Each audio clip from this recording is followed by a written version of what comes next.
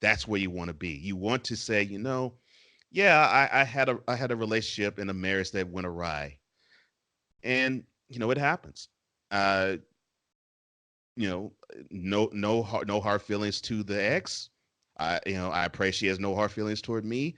I can move on, and my life is not in shambles. I don't cower in a corner and cry and say, "Oh, I'm divorced. Oh, woe is me." I don't feel Yeah. that energy anymore. And going through that, licking those wounds and healing, it made me understand that, yeah, I can really, really, really take a good emotional punch.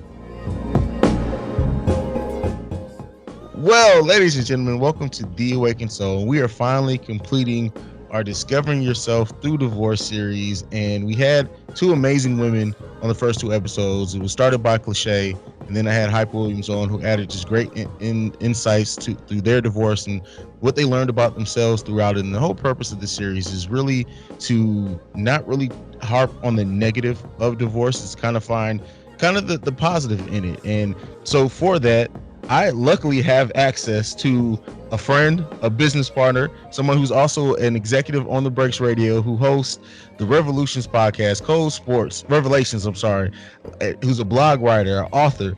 Cole, what don't you do, Mr. Cole Johnson? Uh, Sometimes sleep. I don't know. It's a pleasure to be on the Awakened Soul. Thank you, man. I appreciate the invite. Oh man, anytime. It's long overdue, and this is like the perfect series to have you in, man. Really, because I don't know anyone who has written a book basically about divorce, Hmm. or who's just a wealth of knowledge on it, man. So I appreciate you taking time out your day for this. Yeah, no problem, man. No problem. And whatever question you may have about the subject of divorce, I'm all open for it. All right, before we get into the divorce topic itself, like I do want to talk because you are the only person who is an executive at the Burks Media who has not been on the podcast. So we announced it a little while ago.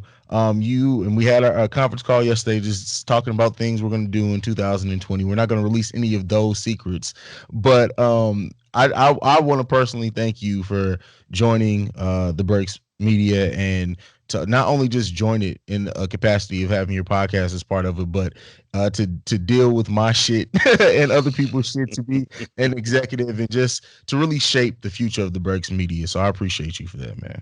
Well, it's an honor to have someone say, you know what, you you seem to have a head for where we want to go. I think we want to have you to be not just a part of the brand, but to actually have a big say in it. So I take this as an honor, and man, thank you again. Thank you again for having me be part of the family. I really, really appreciate it.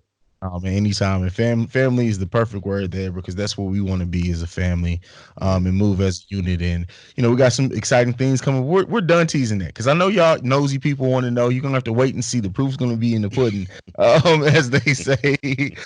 So first, more about you. What originally made you want to pick up the mic and start podcasting? I for the longest time, people kept saying to me, you have a voice for radio. You have a voice to do commercials. You could do voiceovers. And I didn't believe them. I had a horrible relationship with my voice. Could not stand it. Hated it.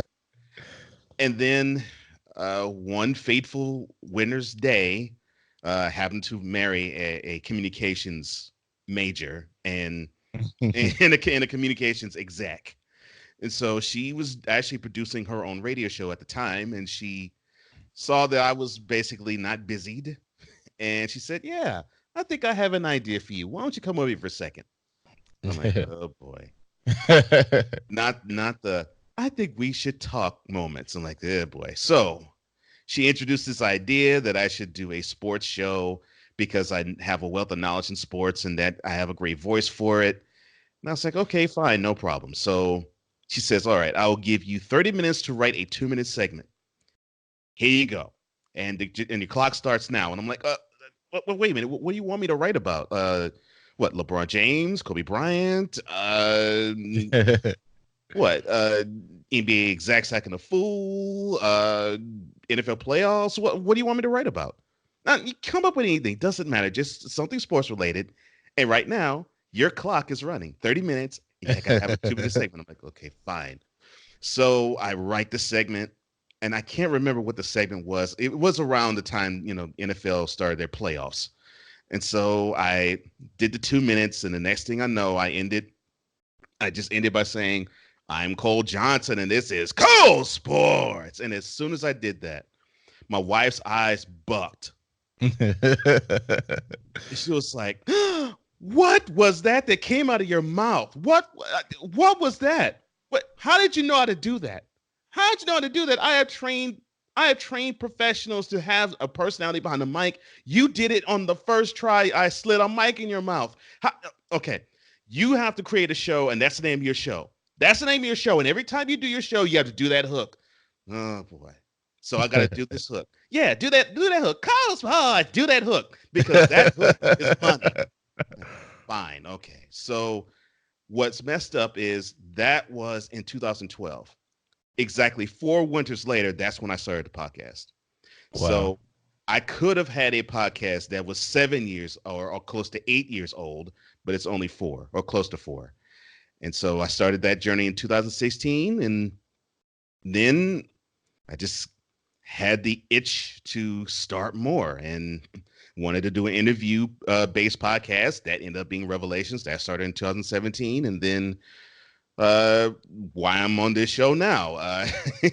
Wrote a book, and then I just had the unction to actually do a podcast based on it. It's called Get Over Divorce, and that started over the summer. So yeah, 3 podcasts, and I'm actually the voice and the interviewer for a fourth. So yeah, it's Yeah. it's it's it's crazy. It's yeah, man. It's crazy how you get caught up in all of it because you have three, I have four podcasts I do now, and I'm just like, how did this? How did also have a love hate relationship with my voice? Mainly hate. Some other people love it. I hate my voice to this day. When I edit, I don't do much to my own voice. Like mostly on my podcast, probably my guest voice sound better than me because I go in and EQ and everything. I hate hearing my own voice that much to where I won't do much to it. Mm. Well, I guess since I now have 2 solo shows, I had to get over the I hate this. I'm not going to even touch it. So when I actually did the mixing, mastering, and the editing of my voice, I actually ended up liking it. Yeah. To the point where it's like, if I say it this way, that sounds good. If I say it this way, nah, that doesn't sound so good. So don't do that again. But this, do that again. Try to do it the same way again. Yeah. So I've actually become a purveyor and a studier and a student of my own voice. That's what's up. Yeah. That's what's up. Oh man. But we are here to talk about divorce. And I just want to throw out a statistic there. I don't know how up to date this is. This is just the most recent I could find. So it says that over 50% of all marriages in the United States ended divorce, and 41% of first marriages in all first marriages end in divorce. What first comes to your mind when you hear that? The first thing that comes to my mind is it's really simple. Uh, I really don't think people really grasp what love truly is. Because we have this romanticized, both men and women, we both Mhm. have this romanticized view of what a marriage is and what love is, and we think, quite frankly, we think of it in very narcissistic and selfish terms. If we don't get our stuff and we don't get our way, then we need to bounce and go somewhere else. And as time has gone on, like when I was coming up, divorces were becoming a little easier to get Mhm. out of. But in my parents' generation, it was almost unheard of. So you had these relationships, and when I would grow up, hear how these couples would stay together for 30, 40, 50 years, and they would all tell their story and say, well, it wasn't all easy. We had our battles, every last one of them. Mhm.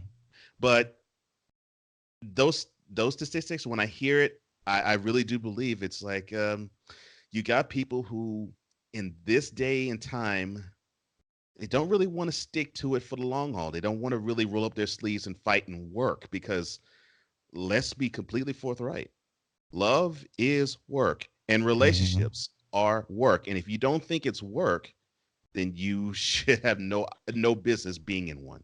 Yeah. Yeah, and there's a saying, I can't remember which wrestler said it. But they said that love is a work, which means it has a different connotation when you're a wrestling fan when you say something Right. is a work. Right. And I look at first when I heard it, I'm like, oh, that's funny, but when you think about it, it kind of makes sense. Love is absolutely work. It's an action word. I actually tweeted out something today, and it was not anything to do with us recording, but I want to kind of bring up something. Like I brought up the fact that so many people look at someone or look at somebody that they're interested in, and judge them based off what are their qualities to be a husband or wife. And many times, often that same person who's looking at that other person or wondering what they if they'll be a good husband or wife doesn't slow down to really evaluate if they themselves are even ready for marriage or ready to be somebody's partner. Do you think that contributes a lot to why marriages, especially so many first marriages, fail? Definitely. Definitely, because I think now we're seeing more and more homes where the offspring are growing up and they don't have two parents in the house. Mm-hmm. So they see it now as only one parent. And I'm not saying that single parent homes is the single driving force as to why we have more divorces. No. But I do think it is the single driving force as to why we having more reluctance with people when they become adults to actually step in and actually have a healthy relationship.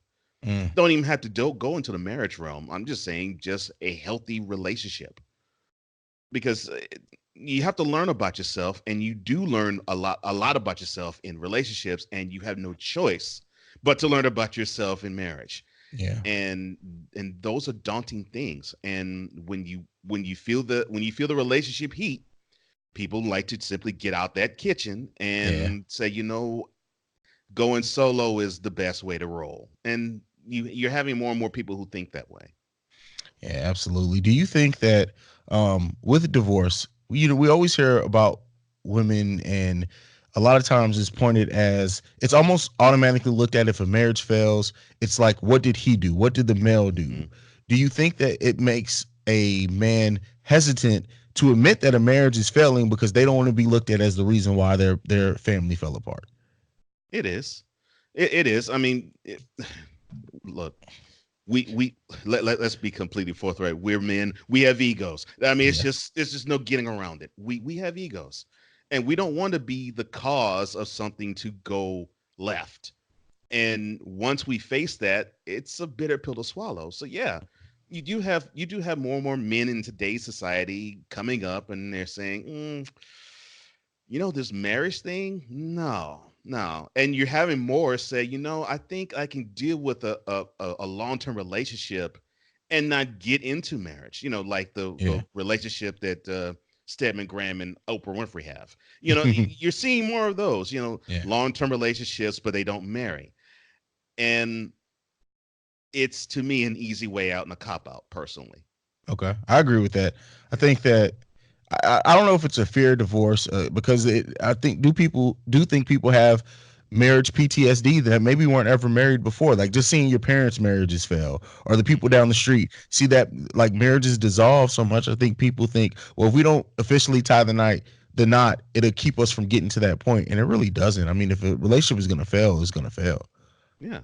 Yeah, and that's exactly what it is. It's not necessarily a stage of relationship or or status of it. It really is about the human beings involved, Mhm. because no matter what stage, it takes two people to work that relationship out. And if the two of you are not invested, it's going to show, and people are going to see on the outside of the four walls of your house. And you're going to want to either bounce or learn more about yourself and stick to it. But yeah, you're seeing more people be hesitant, Yeah. because it is a struggle, and it can be a struggle to properly love somebody else. That's what's up. To get into the more positive side, I always start off with this question. Um, what did you learn about yourself through divorce that you probably didn't recognize that a strength that you had before?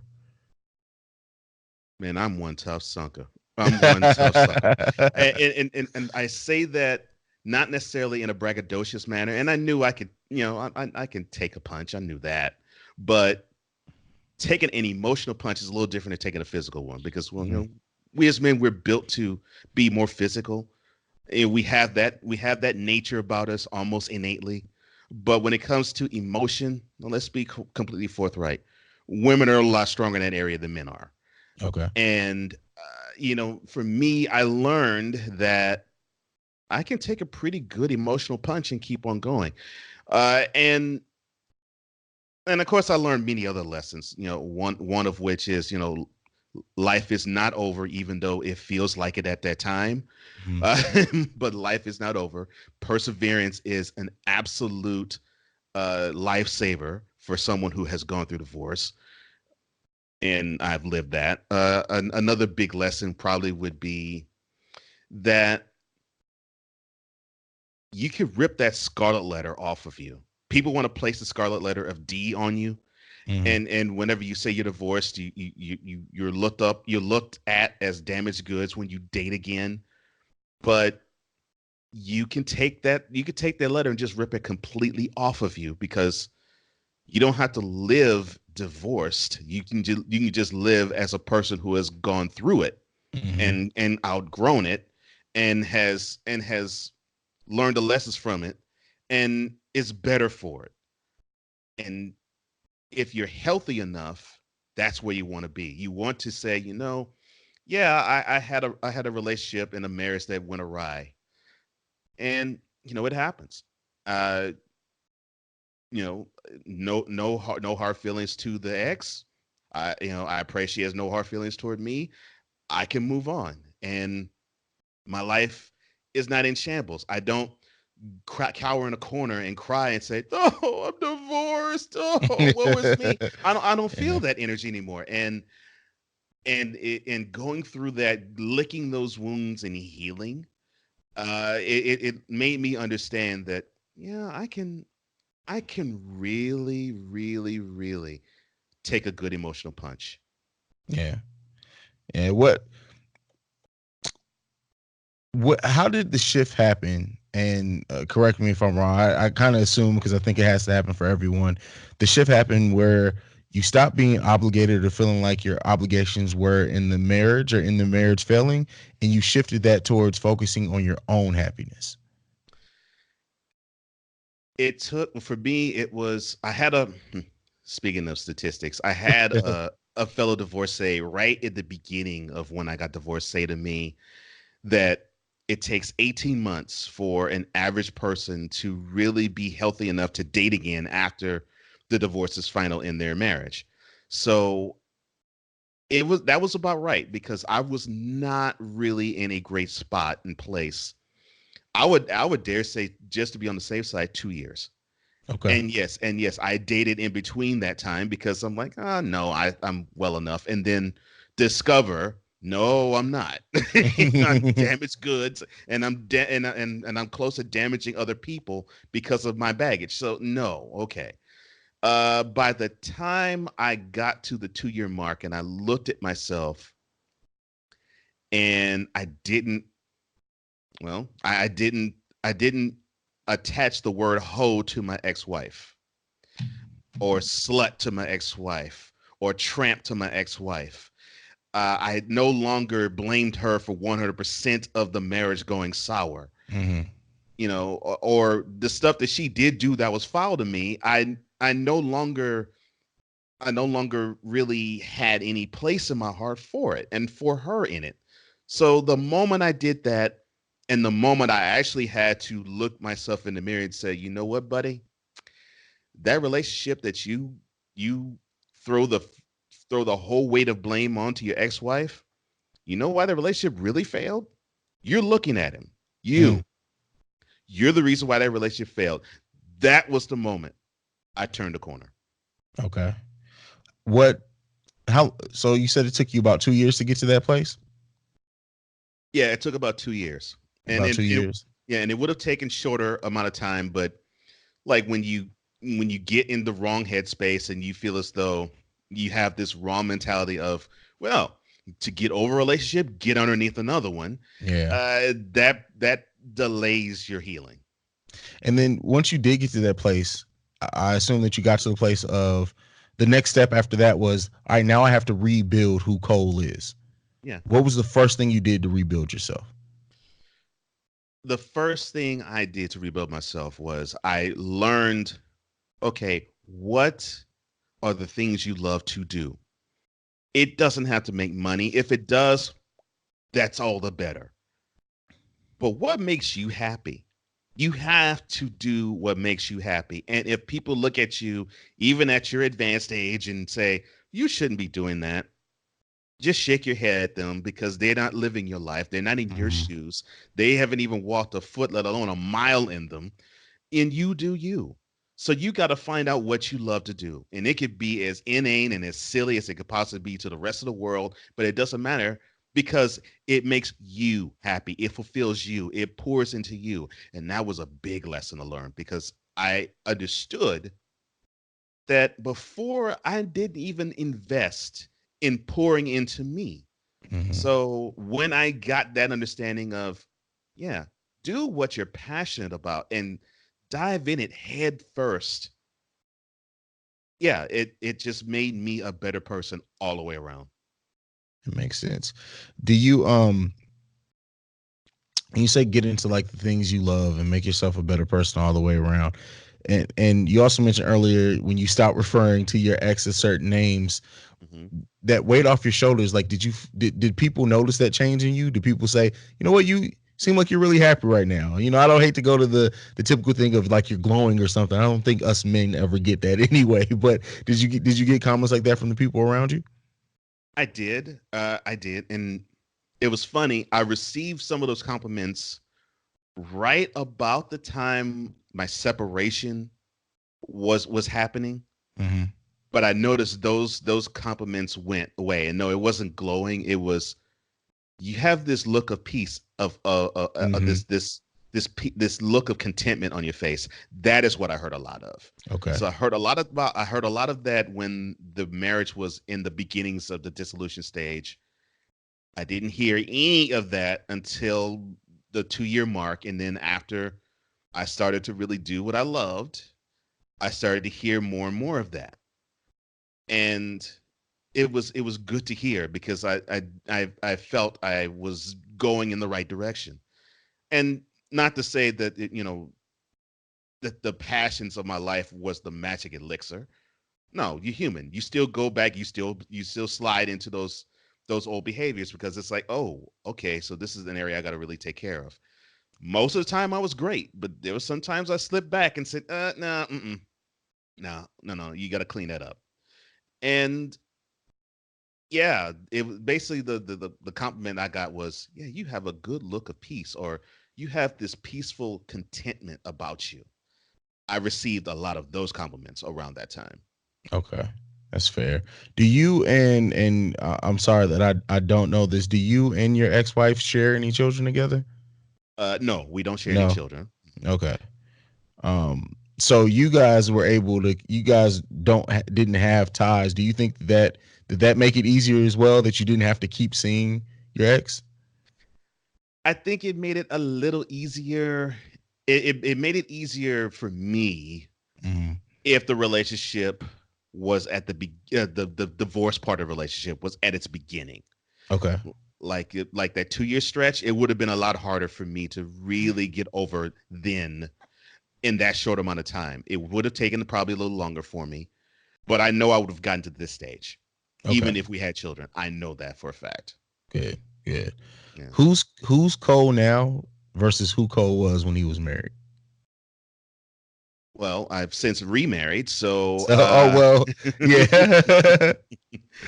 so yeah, shout out to the current wife.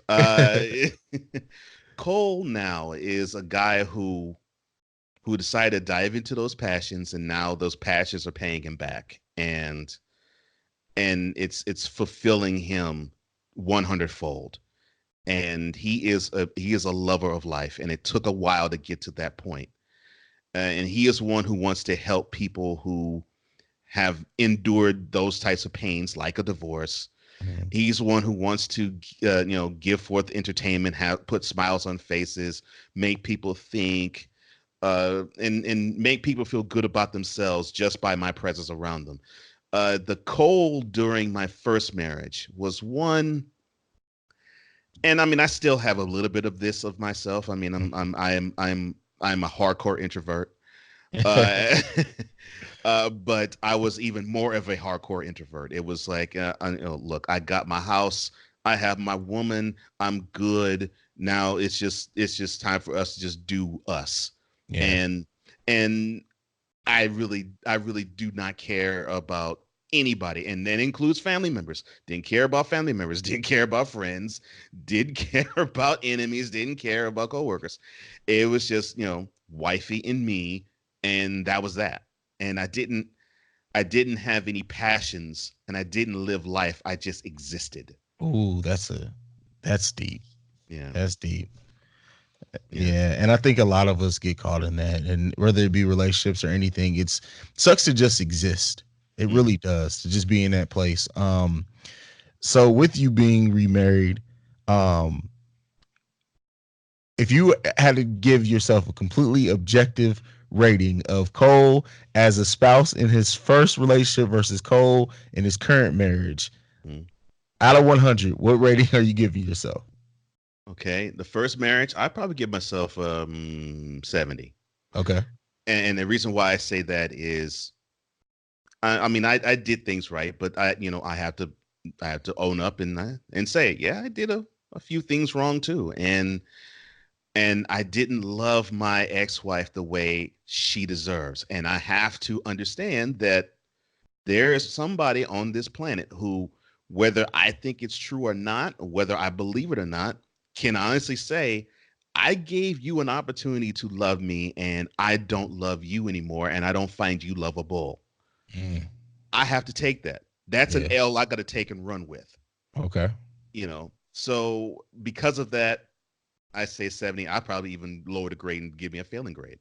Uh, this marriage, I'd probably say 80. I'm good, but I do have room to improve. Okay. And every day I strive to improve. And my current wife is a better fit for me. No question about that. And I'm a better fit for a mate. Period. And I learned a lot of good lessons, and I've applied many of them, and I'm still learning. Hmm. And that's what makes me happy about that. For me to say, if I were to say that, if I were to give myself a perfect score, that would mean that I have nothing to learn. And if that's the case, Exactly. I would have no room to grow, and I would be a bad, bad, bad partner for somebody. Yeah. Exactly. Yeah. Yeah. Yeah. Yes. Yeah. So I would say, yeah, I would say 80, and I'm growing, and I'm learning more about myself, and I'm learning more about my wife, and I'm learning more about how to be a better husband to my current wife. And I'm learning how to be a better husband outside of the marriage, and actually give myself my resources, my time, and my knowledge to others. And I'm enjoying the fruits of spreading myself to other people. Absolutely. And that's something that you do with your podcast, and like having a podcast built around divorce. Mhm. What's been the reaction to that? Like, is it has it been like people coming and trying to unload their things to you, where you're ever kind of like, bruh, like you're messing up here, or is it like, do you find that people are honestly trying to come listen or whatever to heal and to become better people? I get three different responses, and you mentioned two of them. The first Okay. one I have gotten, check this out, man. Th- th- this witch over here, man. Look, I'm telling you, she did me wrong. Or this a hole over here just don't know how to do nothing, man. He's just a dirty dog. I mean, I've heard those things. Hmm. I've also heard I've also heard you know, I'm so glad there's a resource like this. Let me tell you how my divorce happened. And I did not know that person was divorced. And it would open them up, and it would of course open us up to having even a stronger relationship and friendship. That has been powerful. And that's really the biggest reason why I wanted to create that platform, so I can have others say, you know something, being divorced is not a bad thing. it's when I say it's not a bad thing, it doesn't have to consistently be a bad thing. Hmm. And once it happens, yes, it's a bad thing. But if you're committed to working on yourself and working on loving yourself, it turns into one of the biggest lessons you could ever learn, and springboard your life off of. Now, the third reaction I get is, man, that voice of yours is something else. I'm like, okay, well, thank you, but that's not why I'm doing it. But thank you all the same. You gotta love it, man. You gotta love it. Yeah, yeah. Oh man, people are so funny. Hmm. So and I know I have listeners who are white, black, Hispanic, everything, but I'm a black man, you're a black man, and Hmm. I gotta ask this question. Okay. What's something that you've noticed or that you see that us as black men can do better to prepare ourselves to be good spouses? One of the things that I really believe we as black men can do better, to be better husbands and better spouses for our wives, is especially if you have a love and a desire for black women like you do and like I do, Hmm. you have to look at this woman and understand that this is a jewel that is before you. Mm. This is a jewel that's in front of you. And we with the music that's out, with media that's out, both social and mainstream, with literature, we get bombarded with the fact that we don't know how to treat, and I'm talking about black men in general, don't know how to treat anybody, period. Men or women. We don't know how to, like, we have no idea, like, I have no idea how to treat you, and you have no idea how to treat me, simply Hmm. because we have melanin on our skin. you Yeah. know and and to me, that it's frustrating, and it's angering. And I think what happens is we see all of these images and we read all of this garbage and gunk and junk. We internalize that. The problem with that is we love to not share that, and then we look at everybody else as the enemy. Well, one of those one of those entities who happens to be the enemy that you see happens to be a black woman. And when Yeah.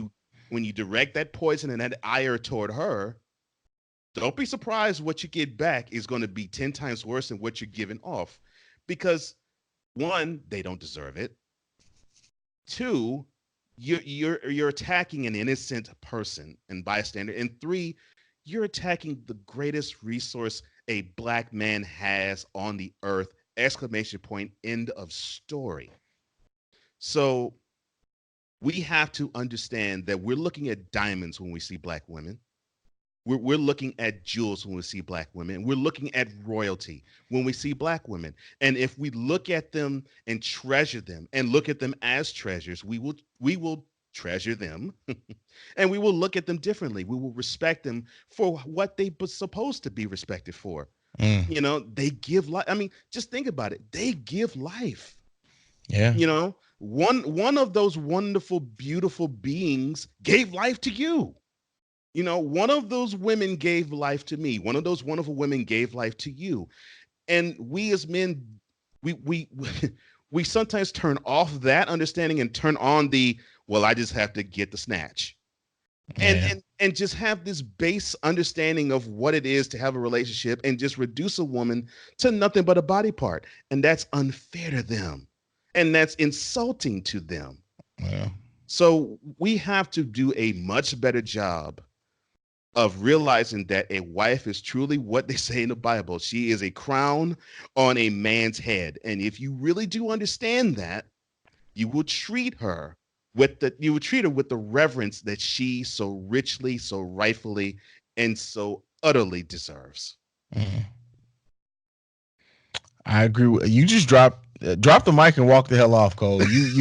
Yeah, that's it. Like I don't even know how we can follow that up. We like, damn, that's powerful and all, but everything you said there makes sense, and I hope that the people listening take that to heart, because that is something that I think us as men mature late on that generally. I'm not going to categorize everyone, but yeah, we learn very later in life to stop looking at women for what we can obtain from them, and that switch hits of what we can give back to them because they give us so much. Yeah. um and the power of the black woman is just, I say it all the time. It's amazing. And when you really sit and think about like how they have had to lift us up, rightfully and unrightfully, throughout our history, it's just, you can never count a black woman out. Never. I I will wouldn't say, do yeah, it. and yeah, I don't either. Look, I came from you, just like you. I came from one. You came from one, and I can tell you, man, one of the most enlightening conversations I've ever had has been when I talked to my mother-in-law about how she regards men. And when I heard this woman speak about the reverence of black men, and I mean deep reverence. I mean from the look of him to the mentality of the hard work ethic, Yeah. to the mentality of his brain and how he thinks, to the fact that he is a protector and a shade tree for the women who love him. The reverence that I heard this woman talk about black men just made me say, wow. I really hit the mother load in marrying such a woman, to have her mother talk so glowingly about black men. And when you hear that, man, your whole mentality about women changes. It just changes, and it has Yeah. to change, because you want to pour into a woman like that so much. And unfortunately, I think we don't see that often. We don't get to see how a woman, a black woman for sure, really loves a black man. And and they're willing to tell us, but I really believe we have the blinders on, and we have the earplugs in too. Yeah. And you're right.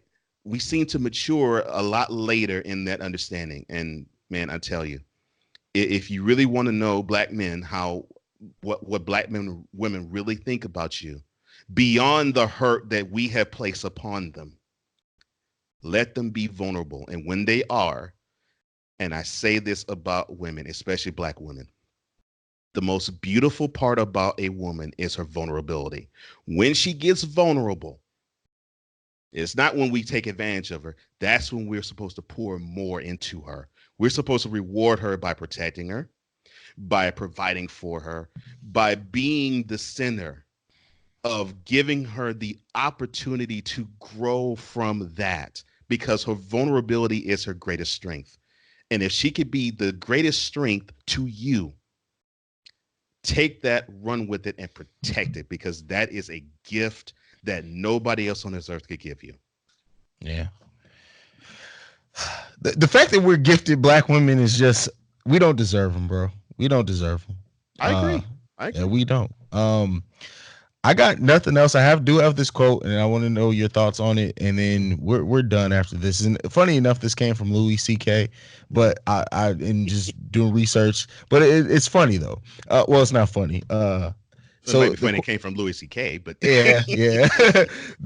The quote is, "Divorce is always good news. I know that sounds weird, but it's true because no good marriage has ever ended in divorce. That would be sad. If two people were married and they just had a great thing and then they got divorced, that would be really sad. But that happened zero times." What do you mm, think about that? he's right.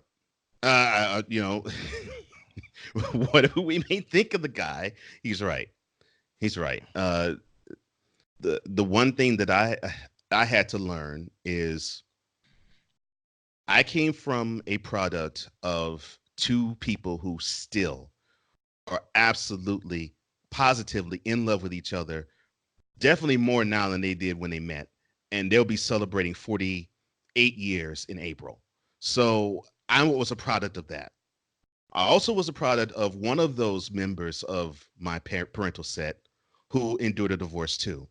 So when you have two people who are willing to commit to the grind, because I'm going to be completely forthright. Marriage is a grind. It is Mm, a grind. Think about anybody. Do you love to be around everybody or anybody every waking second of your life? I know for me, the answer to that question is no. No, no. And that includes my wife. And my wife will say the same thing about me. However, you have to make that commitment every day to choose that person. And when you wake up one day and you don't make that commitment to choose that person, mm, then you go down that road of divorce. That and that's what happened to me. I mean, I woke up every day choosing my ex-wife. And the day I woke up and I chose my ex-wife, one day she woke up and didn't choose me. mm. And you know what? Like I said earlier, that's an L I got to take. She woke up, she didn't look at me with the same reverence as she did when we got married, and now we're divorced. But I look at that woman and I don't look at her as a tramp or a hoe or a slut or any of that nature, because she isn't any of those things. She's a wonderful woman, wonderful black woman, I may add. Gorgeous, wonderful black woman. She just so happens to not fit the romantic me. And I so happen to not fit the romantic her. And that's okay. That happens. That happens. I'm fortunate enough and I'm blessed enough to have that now, where I have a partner who wakes up and chooses me and I wake up and choose her. Yes. But I'm more blessed that I got a chance to do that and not say my current wife is the band-aid to my ex-wife. Mm. Okay. Because I did the work to not have her be a replacement, because I didn't need a replacement. I just needed to know who I was. I need to know Cole Johnson. What makes him tick? What makes him love life? What makes him love women? Like you heard earlier, what makes me love black women? Because those are the women I love the most. What makes me love them? Okay, and what makes me not like them? Because there's some things that they do that I don't like, and I know there's some things I do that they don't like. I know that. Know that intimately about yourself and walk that further. And so when I hear a quote like that, he's right. I think personally, you have to be committed to waking up every single day saying, you know what, baby, like the UGK song with Big Boy and Three Stacks. I choose you, babe.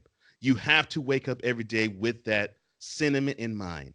And if you don't, you're in trouble, because life is so hard doing it alone. Mm, I've done it. I can do it again. I don't want to do it again. It is so hard doing it alone. It is so much more enjoyable doing it with somebody who says, out of all the people on this planet, I love you the most. I choose being with you the most. I choose you to share all of the wonderful gifts that life has to offer. That is what makes life enjoyable. But I wouldn't have appreciated any of that or the wife I have now if I didn't give those types of jewels, those types of gifts, and that type of love to myself first. I want to give you a standing ovation. Like you just motivated. Like it. If you guys are listening to this and you didn't just stand up in your chair wherever you are, you're not doing it right. You need to rewind it and listen to it again, because this man just gave you several sermons, several of them. I want to, Cole, man, thank you so much, man. I honestly, I'm not just, this is no cap, as the young people say. I honestly want to thank you, because this is so much more than even what I thought the series could have turned into. And this was a great capper and a great way to end it. And like so much insight. I know you could probably go on for another hour. We can have Mm-hmm. another 3 episodes about this, especially when we're talking about our black women, and especially when we Yes. start talking about how we need to mature as lovers, as men, because guess Mm-hmm. what? As men, we're not taught how to love someone else. We're Ooh, damn tell me near about it. not taught. We're damn near not taught how to love ourselves enough. Yes. And then how can we go out and give someone all of us when we haven't even had the ability to find all of us? And I think that Us as black men, we don't admit that enough. We're looked down upon by saying we're still trying to discover ourselves. We're still trying to get in touch with how to love. We're still trying to get in touch with our own emotions. But it's true. It's just we didn't get a chance to develop that usually the same way women do. So yeah, unfortunately, we are in our 30s still discovering so much more about ourselves, but somehow black women still find a way to love us through it. They Ooh, still thank you. find a way to find a way to deal with it. They may suck their teeth and grit their teeth and go off on us from time to time. But guess Mm, what? At the end of all that, they still love us, mm. and that's powerful. Yes, it is. Yes, it is. That totally speaks to the power they possess. The fact that they know we are screwed up. They Yeah, know it. They see it. And unfortunately, with many of them, they've reared it, but they understand it. And still, even with that understanding, they need us to step up huge. yeah, They need us to step up huge. man. That's I got nothing left, man. You got anything left on your heart that you want to get out before we go? Well, the only thing I have to say that that I hope it blesses all of you is that if you're going through a divorce, your life is not over. I guarantee you, I am living proof. I have gotten to the other side of it. And I'm talking about I've gotten to the point where I have cursed out my ex-wife. I've gotten to the point where I have thought that she has been many other words on this program I have not said that's a lot worse than what I have put forth. And the ones that I've said on this episode is bad enough. I have bargained with God. I have tried to deny that I was going through it. I've been through every single step of divorce. I have survived it and I am thriving in it because I now have gotten a chance to love again. And the first person I got a chance to love again is me. And before you step into a relationship with anybody else, love yourself first. You are worthy of it. Woman, you are worthy of it. Man, you're worthy of it. You are worthy of love and you're worthy of loving yourself. So before you put a baggage of yours on anybody else's doorsteps, get rid of yours and find why it is you are so loving and lovable on this planet. Look in that mirror and know that you can take that responsibility of however the marriage ended. But you can also look at that mirror and say, you know what? Through the faults and the flaws, I still love you. And in fact, I'm going through the journey of loving you even better and loving you even more. Mm. You do that, your relationship with everybody will improve exponentially. I guarantee it. Ladies and gentlemen, that has been one of the best episodes of this podcast ever. Period, point blank. If you don't get done listening to this, you don't go hug a black woman, even if it's your mama, you didn't do it right. Cole, tell the people where they can listen to you, find you, and check you out and everything that you work on. All right. Well, you can find Get Over Divorce at well, you find all of the podcasts that I do on all major platforms: Apple Podcasts, Spotify, iHeartRadio, Google Play. You can find them on all those. But also, you can find Get Over Divorce at pippa.io. You can also find Revelations on pippa.io. And you can find the sports one that I do, the one that started it all, uh, Cole Sports at Colesports with a Z.com. Oh, I'm sorry. No, no, no. That's Cole Sports. You can find that at Cole Sports with a Z.com. Man, I definitely go and check them out. You gotta support them, gotta love them. You guys already know you can follow me. You can follow me at CEO Haize. That's CEOHAIZE. You can follow this podcast at Awaken Soul Pod. And then lastly, go to thebreaksmedianetwork.com where you can find merch for this podcast, links to every podcast that's on the network. Any announcements that we do, it's all going to be filtered in through that website. So make sure you go out and check out all the beautiful black ass creatives that are part of this wonderful network. Mm. This has been the Awakened Soul, and we are out. Peace.